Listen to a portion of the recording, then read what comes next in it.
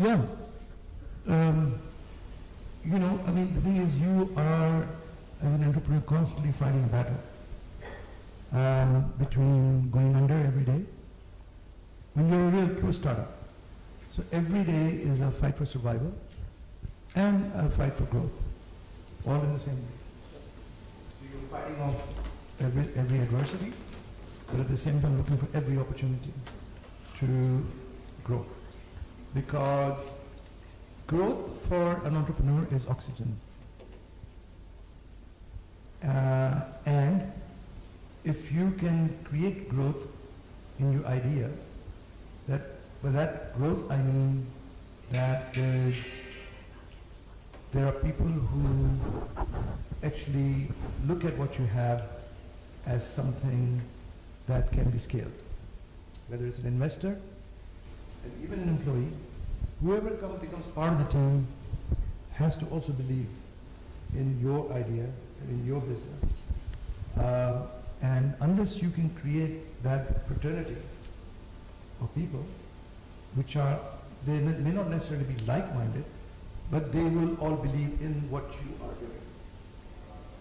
So literally also from your family, because if you are going to be an entrepreneur, even your family is a partner, because their contribution is lack of your time with them. That's more expensive than money, because money you can always have.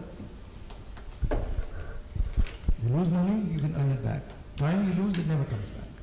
The time you sacrifice, the cost of family time, that time is the contribution your wife, your children, your partner makes in your success. So they have to believe in what you do as well. And then every employee, every contributor to your idea, and then the investors, whether it's a family investor, a brother, sister, parents, they're your angel investors.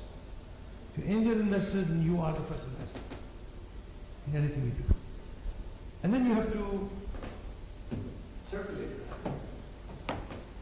You have to make sure this idea resonates with many, many more people. Otherwise, how will you grow? Because nor will you get, neither you will get the investment, nor will you get the growth in the business. So, it was a very long answer to your question. So, बिल्कुल resource is there. हम इसी की तरफ discussion build करने जा रहे हैं. Jobs हैं, वो आपको एक्सपीरियंस देती हैं, स्किल्स देते हैं, बट वो सारे स्किल सेट अगर आपकी ट्रू कॉलिंग सो अब वो सारी चीज़ें आप लेवरेज करेंगे टू बिल्ड दैट. सो आपने सर आप उस स्टेज पे पहुंच गए where you had the skill set, you had the network, you founded something called now the NetSol. So उसमें सब उस स्टेज पे सबसे बड़ा चैलेंज ये होता है जब आपके पास बहुत ज़्यादा पैसे भी नहीं है, रिसोर्सेज भी नहीं है, how to hire people who are smarter than you and convincing them to join. That's a very good question. Because of lack of resource, sometimes you don't end up hiring people smarter than you, unfortunately. In the early days, people who are smarter than you normally want to have their own business, want to have their own company, or they want to be in a secure job. To attract someone into the business, you will have to give them a stake in the company.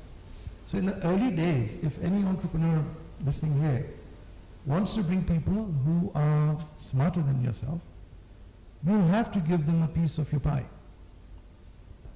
Otherwise, don't expect some smart person to come and join you if you can't pay them enough, or if they don't have any skin in the game. That's not going to happen. But you will still attract talent, but don't expect those people to, in the early days, to really shake up the world. You are the main instigator initially. That's going to be the mover and the shaker. Of course, many companies have co-founders, like we did. So, if you like, in our early days, we think we got the four smartest people together. So as we grew, in the initial days, I have to say that we did not get the talent in the first few, maybe months, maybe a year or two, until we started getting revenue and capital. So our capital came from revenue that we generated, just the four of us, literally ourselves, through putting ourselves in the market. We were salespeople, we were operators, we were finance, we did it all. So to put it this way, that initially you will not get the smartest people. This is better. So we'll free your hands. There are no way to do it like this. Yeah, you can wave them around. Wave them around. Okay. Okay. This goes in here.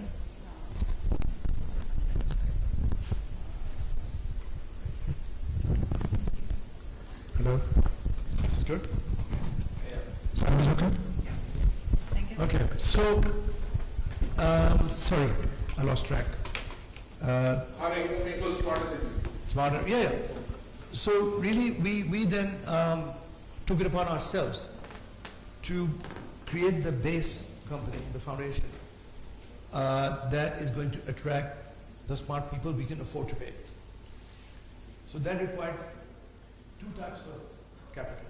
One was cash flow, that means actual revenue, and then using the revenues and forecast growth that we had to attract investments. So then that enabled us to hire the people that we really wanted to hire. Yes, some of them became stakeholders, and then we went public. Some of them got stocks and options and so on. So a lot of the early people got shares.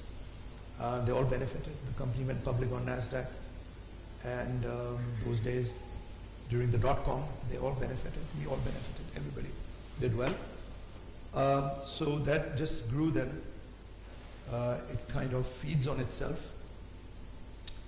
So there is no lack of smart people now. When you get a mature company, you will attract the talent. So for the younger entrepreneurs, early stage, I would say initially rely upon yourself to be the smartest person in the room, because you probably will not be able to hire the smartest person unless you have some incredible pitch that you compel someone to leave a job or somebody very smart to join your organization. But most likely you will have to give them a stake in the company. So then they feel incentivized that your growth is their growth. And don't be afraid of doing that. You don't get too attached to your ownership, because that can be counterproductive. You own 100% of 100, or you own 50% of 1,000. What's bigger? You can do the math. So I've seen too many companies fail. Too many companies fail. Just held on. It's mine, you know. And so this is one price you will pay, that you will not get the talent. And the what you mentioned is called smart people. You just will not attract the talent. The biggest lesson यहाँ मैंने जो सीखा sir आपसे इसी बात पे कि आप बना भी रहे थे और बेच भी रहे थे. जो 4 लोग शुरू के थे, they were doing everything. तो स्टार्टअप के अंदर वो माइंडसेट भी बहुत ज़रूरी है. That you are everything from a PM to president. Yeah, we were, and yes, there were obviously other people, you know, in smaller jobs, but in terms of sales, literally even marketing, business development, for accounting, we just had a bookkeeper at the time. Yeah, and then client relationships and so on. Everything was down to us, and capital, raising capital, talking to bankers. We did, for the first, I have to say, first year and a half, 2 years was like that, until we grew to a size where we could hire people, you know, who could make the organization scale. Sir हमारे पास जो सारे startups हैं वो technology based startups हैं. सो technologies generally बनाने में अच्छे होते हैं और नेटवर्किंग में, पीपल इंटरेक्शन में और बेचने में अच्छे नहीं होते. सो कितना एम्फेसिस, कितने % of the time they should be spending on बनाने में और कितना % of their time should they be spending on बेचने में? Well, actually, you know, the fact is that literally every business needs technology now. Even if you're not selling technology like we do, but technology will enable your idea no matter what you want to create. You know, you want to have a home spa service. Somebody goes home, does nails and pedicures and manicures. You need an app for that. So technology is ubiquitous now. It's everywhere. So your organization has to be in the innovation ecosystem, no matter what. Yeah. But there are degrees of technology, and I'm saying at the very base level, you need the minimum. To be able to scale your organization, technology will play a big part. And as we all hear these days, AI, is the big buzzword. Is real. AI is real, but you can use it at the first degree or the nth degree. There's no limit. But as a minimum, you will need some type of machine learning, data learning.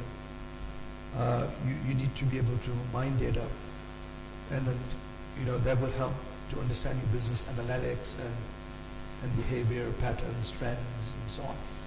So I'd say, to answer your question, it's a difficult question because your technology as a minimum should be able to help you create your minimum viable product. So once you have, and the minimum viable product can be a home visiting barber whom you can just book on your app, to something aerospace related, which is super sophisticated and complex with algorithms and so on. Both of them need to have a minimum viable product that someone can use.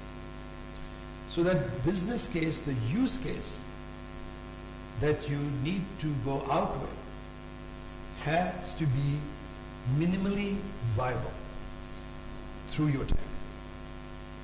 Unless you want to open a shop with a cash register, that's different, right? But anything, I think in this room, I'm 100% sure everybody needs tech to put their product out.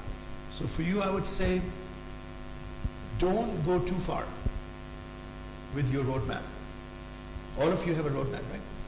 Hands up who doesn't have a roadmap. You don't have a roadmap. No, but you start with the vision, right? Even when it's changing, it's still a roadmap because you redo it.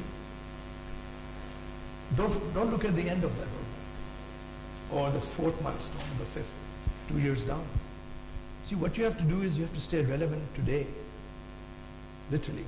So your product has to generate interest and revenue today. What it can do 2 years later, nobody's interested. And you have to have that vision where you want to go with it. But whoever will invest in your company will say, well, prove to me the first step before I can buy into the 10th step. What do you do as an entrepreneur when you have invested? Because initially you just invest time, and maybe you are a techie. You're cutting growth at 5 in the morning. If you are a techie yourself. So Zuckerberg did and others did. They cut growth themselves. So that doesn't need much investment, it's your time.